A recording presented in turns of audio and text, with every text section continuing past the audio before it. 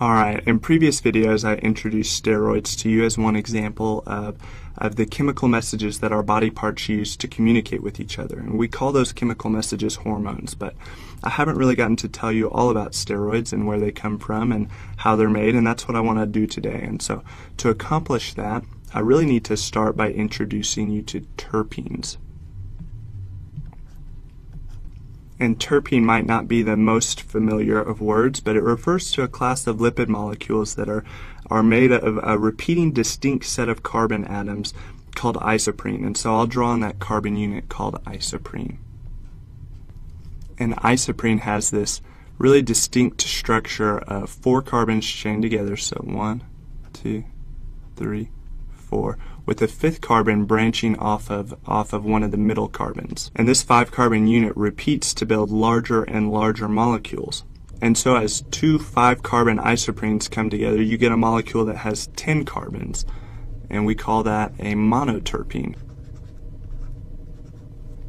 And one of my favorite monoterpenes right now is menthol, which looks like this.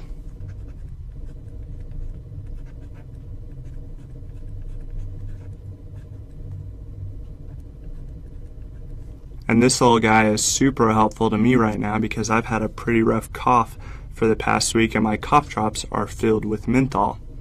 And then if you add one more isoprene, you'd have 15 carbons, and that would give you 3 units of isoprene, and we'd call it a sequiterpene. And one example of a sequiterpene is ginger, and ginger looks like this.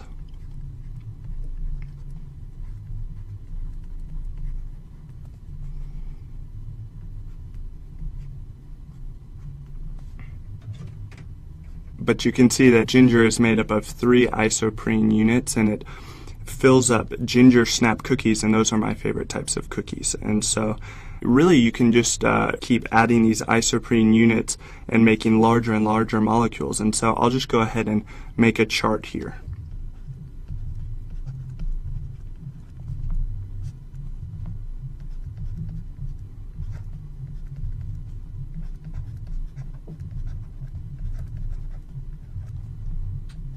And remember, monoterpenes had 2 isoprene units, and sequiterpenes had 3 isoprene units. And if you added another isoprene unit to that, you'd have a diterpene.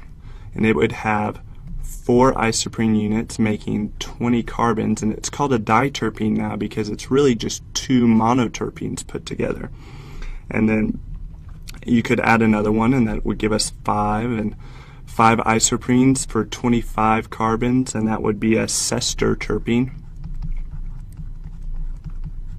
And you could just keep going, and you could have 6 isoprene units for 30 total carbons, and that would be a triterpene because essentially now we've got 3 monoterpenes. And then if you added another monoterpene to that, you'd have a tetraterpene, and that would have 40 carbons and 8 isoprene units. But really this could keep going, and we could keep adding isoprene units, and we'd find lots of nice plant oils that we'd make and vitamins, but that unfortunately is not our goal today. We're still talking about steroids. So I'm going to shift to how our body uses these isoprene building blocks to create the chemicals that it needs, and that's a process that's called biosynthesis. So let me clear some room so that we can talk about biosynthesis.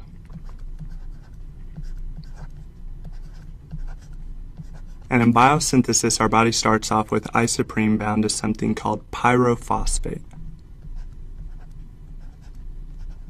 which looks something like this. And I'm going to use the letter R to represent that isoprene unit for now, just so I can really show you what pyrophosphate looks like.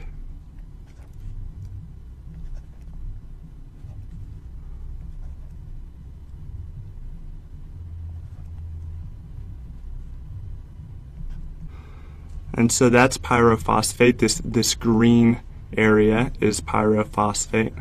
And you probably won't be expected to know too much about pyrophosphate, but what you should know is that it's a really weak base, which makes it a good leaving group in organic chemistry. And that's the important part, because for the reaction that our body uses to build with these blocks of isoprene, it needs a good leaving group, and that's pyrophosphate. And our body really begins with 2 different isoprene pyrophosphates, and they're found in nearly all living organisms, and those are dimethyl allyl pyrophosphate and isopentyl pyrophosphate. And I've just shortened the pyrophosphate to OPP because that's what most textbooks abbreviate it as, and it saves quite a bit of time. But I will go ahead and write out the names of these just so I don't confuse you too badly.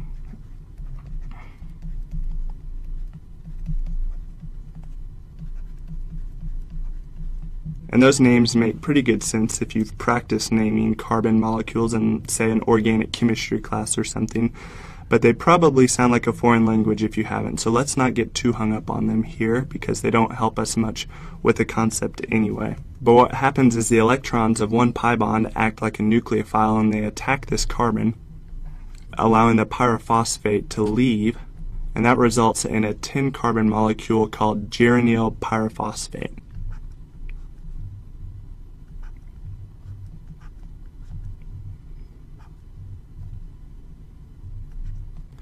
And so that's geranyl pyrophosphate.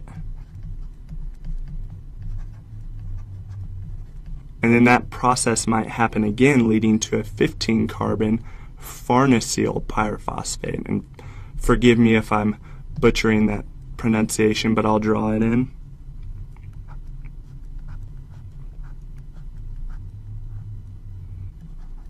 And that's farnesyl pyrophosphate.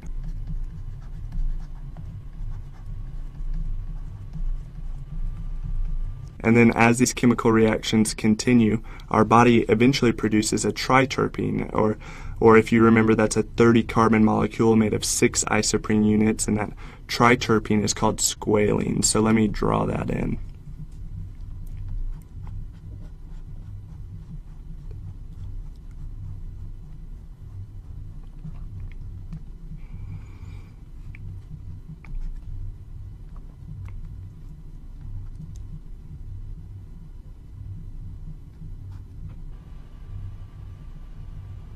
Okay, just wanted to make sure that I actually got 30 carbon molecules in there, and I think I did, and that is squalene.